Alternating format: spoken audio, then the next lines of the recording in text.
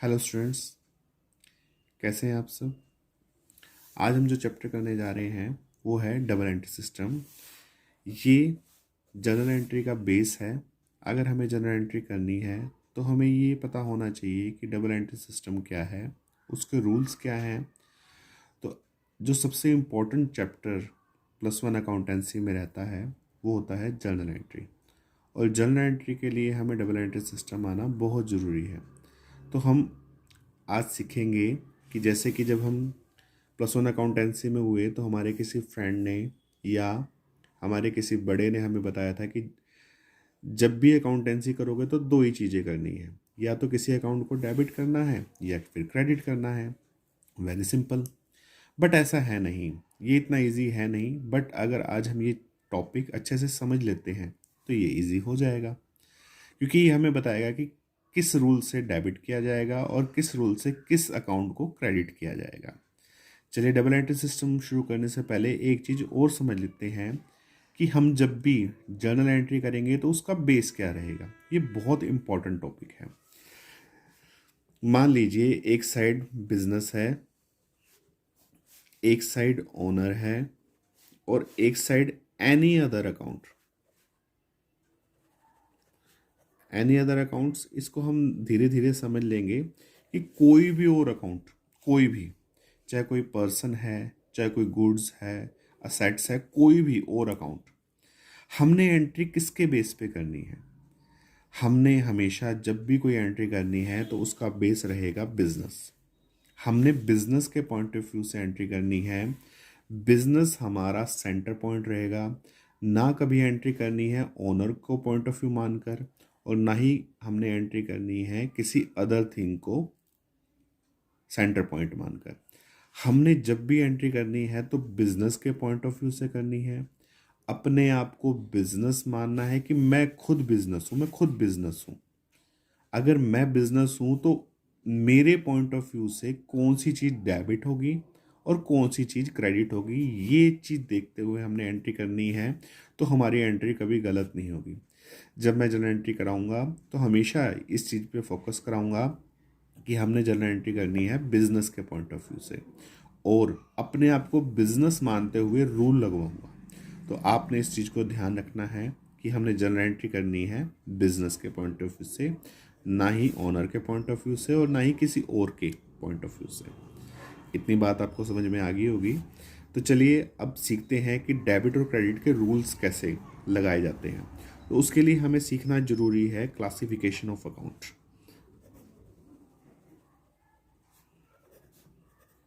कि classification of accounts कितने types के होते हैं, इसे हम 3 स्टेप्स में करेंगे कि अकाउंट्स कौन कौन से होते हैं, सेकंड उनके अंदर आता क्या है, एंड थर्ड वेरी इंपॉर्टेंट उनके रूल्स क्या हैं। तो क्लासिफिकेशन ऑफ अकाउंट्स 2 टाइप से होता है। Number 1 personal account, number 2 impersonal account. Okay, accounts 2 type से होते हैं, या तो कोई पर्सन होगा या फिर पर्सन नहीं होगा। लेकिन इम्पर्सनल अकाउंट आगे 2 टाइप्स से होते हैं। Number 1 real account and second nominal account.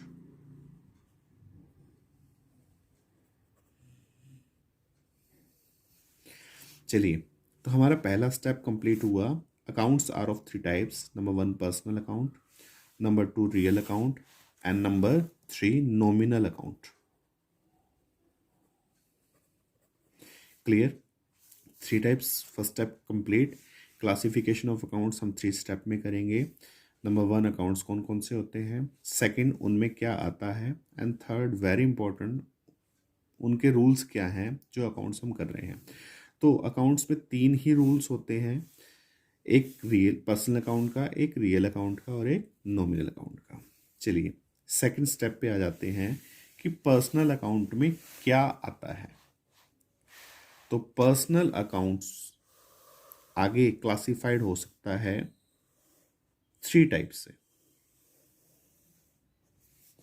Number 1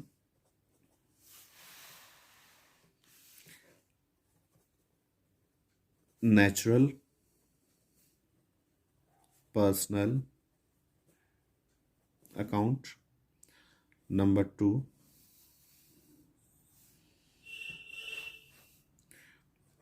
artificial personal account, and number 3 representative personal account. चलिए, हमने अभी भी समझा कि जो पर्सनल अकाउंट होते हैं वो 3 टाइप्स के होते हैं।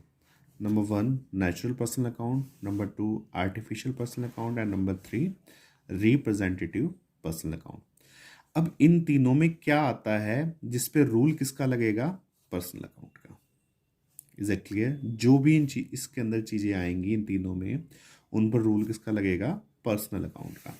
तो नेचुरल पर्सन क्या होते हैं? Natural person any name, any name means Ram, Shyam, Mohan, Sohan, Geeta, Sunita, Rita, Amit, Shubham, any name.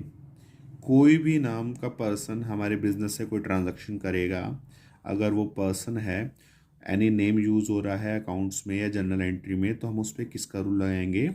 Natural personal account का। इसके बाद एक चीज़ हो सकती है कैपिटल,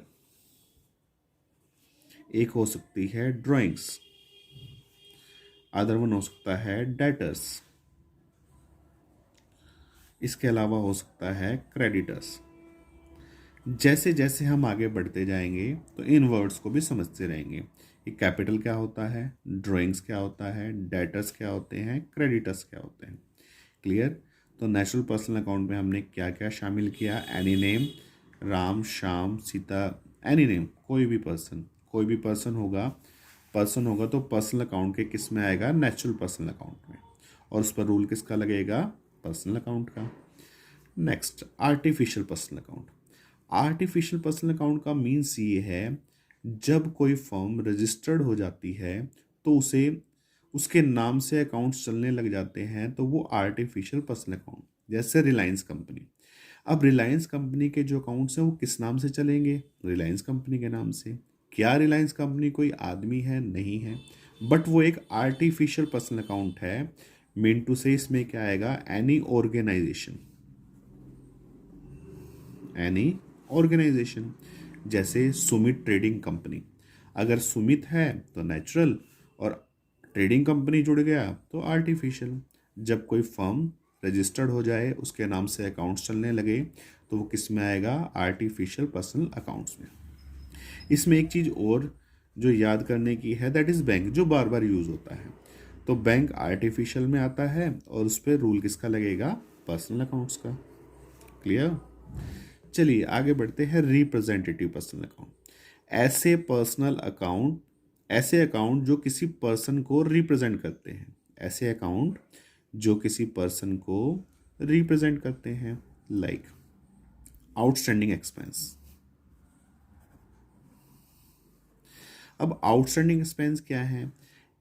इसको भी हम धीरे धीरे, जैसे जैसे हम अकाउंट्स में आगे बढ़ेंगे, जनरल एंट्री करेंगे, तो उस टाइम इसको भी हम समझेंगे। Prepaid expense, unearned income, accrued income,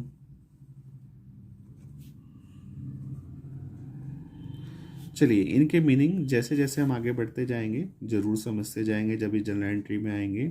तो फिलहाल के लिए हमने देखा कि पर्सनल अकाउंट 3 टाइप्स का होता है: natural personal account, artificial personal account and representative personal account. Natural personal account में क्या आता है? Any name, capital, drawings, debtor, creditor, ये आपको याद करना है।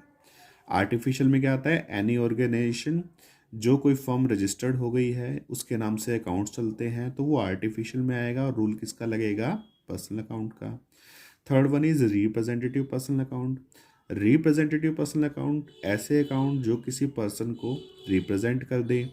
जैसे आउटस्टैंडिंग एक्सपेंस, हमने किसी आदमी को पैसे देने थे, नहीं दिए, देने रह गए, तो वो आउटस्टैंडिंग। हमने किसी पर्सन को पैसे एडवांस में दे दिए तो प्रीपेड एक्सपेंस। अनअर्न इनकम ऐसी इनकम जो कमाई तो नहीं है बट मिल गई। एक्यूर्ड इनकम ऐसी इनकम जो कमा तो ली लेकिन रिसीव नहीं हुई। तो इनको हम जैसे जैसे अकाउंट्स में आगे बढ़ेंगे समझते चले जाएंगे। चलिए, अभी तक हमने ये समझा कि पर्सनल अकाउंट 3 टाइप्स के होते हैं, इनमें क्या क्या आता है। ये सेकंड स्टेप हमारा कंप्लीट हुआ। और थर्ड और वेरी इंपॉर्टेंट स्टेप क्या है कि पर्सनल अकाउंट का रूल क्या होता है। तो पर्सनल अकाउंट का रूल होता है, पर्सनल अकाउंट का रूल होता है debit the receiver, credit the giver. Debit the receiver and credit the giver. Receiver, इनमें से जो हमने 3 अकाउंट देखे अभी अभी, इनमें से कोई रिसीव कर रहा है किससे? बिजनेस से। मैंने आपको पहले बताया कि सेंटर पॉइंट हमेशा क्या रहेगा? बिजनेस। अगर इनमें से कोई बिजनेस से रिसीव कर रहा है तो हम उसे क्या कर देंगे? डेबिट। और अगर इनमें से कोई बिजनेस को कुछ दे रहा है तो उसे क्या कर दिया जाएगा? Credit. Is it clear? Debit the receiver, credit the giver. Giver credit and receiver debit. कोई बिजनेस से कुछ रिसीव कर रहा है तो डेबिट, और कोई बिजनेस को कुछ दे रहा है, सेंटर पॉइंट ऑलवेज बिजनेस रहेगा। चलिए, अभी तक हमने समझ लिया कि पर्सनल अकाउंट क्या होता है, उसके अंदर क्या क्या आता है, उनके रूल्स क्या होता है। चलिए आगे बढ़ते हैं कि रियल अकाउंट, दोज थिंग, या हम कह सकते हैं कि रियल अकाउंट में क्या आती हैं? असेट्स आती हैं। क्या आती हैं? असेट्स। वैसे तो अगर हम थ्योरेटिकल पॉइंट ऑफ व्यू से देखें तो वो टेंजिबल और इंटेंजिबल हो सकती है, लेकिन अगर जनरल पॉइंट ऑफ व्यू से अगर हम इसको करना चाहें इजी, जो बहुत ज़्यादा यूज़ होती हैं असेट्स, एक हमें याद करना है कैश और एक हमें करना है अदर असेट्स। ये अदर असेट्स क्या होती हैं? कैश के अलावा जितनी भी और असेट्स हो सकती हैं, जैसे land and building, plant and machinery, computer, बहुत सारी असेट्स हो सकती हैं। फर्नीचर, मोटर कार, जो बिजनेस में यूज़ हो रही है, बिजनेस की है। इसके अलावा हम कह सकते हैं एसी, और भी बहुत सारी एसेट्स हो सकती हैं। ये टेंजिबल हैं जिनको हम देख भी सकते हैं, फील भी कर सकते हैं और टच भी कर सकते हैं। इसके अलावा हो सकते हैं पेटेंट्स, ट्रेडमार्क, कॉपीराइट्स, बहुत सारी और असेट्स हो सकती हैं। जैसे जैसे असेट्स आएंगी, असेट्स का मतलब आप यूँ समझ सकते हैं जो बिज़नेस में लॉन्ग टर्म तक यूज़ होती हैं, बिज़नेस में लगातार उनका प्रयोग होता रहता है, तो उनको हम असेट्स में शामिल करते हैं। इनकी लाइफ 1 ईयर से ज़्यादा होती है, नॉर्मली ज़्यादा टाइम तक यूज़ होते हैं ये, तो इसलिए इनको रियल अकाउंट में शामिल किया जाता है। तो हमने क्या समझा कि रियल अकाउंट में असेट्स आती हैं जिसमें मोस्ट इम्पॉर्टेंट कैश है जो बार बार यूज़ होता है। इसके अलावा other sets, land, building, plant and machinery, computer, furniture, motor car, AC, patents, trademark, copyrights, बहुत सारी और असेट्स हो सकती हैं। जैसे जैसे ये आती जाएंगी वैसे वैसे हम समझते जाएंगे। चलिए आगे समझते हैं कि रियल अकाउंट का रूल क्या होता है। तो जैसे हमने पर्सनल अकाउंट का रूल देखा था, debit the receiver, credit the giver. अब हम आगे बढ़ते हैं रियल अकाउंट में। रियल अकाउंट का रूल होता है debit what comes in,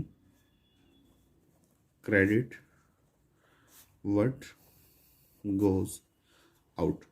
comes in कहाँ पर? जैसे मैंने पहले बताया कि सेंटर पॉइंट हमेशा क्या रहेगा? बिजनेस। तो कम्स इन कहाँ पर? बिजनेस में। और गोज आउट कहाँ से, बिजनेस से। उन असेट्स में से कोई भी असेट्स अगर बिजनेस में आ रही है तो कम्स इन, और कम्स इन तो उसे क्या किया जाएगा, डेबिट। और उनमें से, उन असेट्स में से कोई भी चीज़ अगर बिजनेस से जा रही है तो गोज आउट, और गोज आउट तो क्या होगा, क्रेडिट। तो ये हमेशा याद रखना है कि हमने एंट्री बिजनेस के पॉइंट ऑफ व्यू से करनी है, अपने आप को बिजनेस मानना है।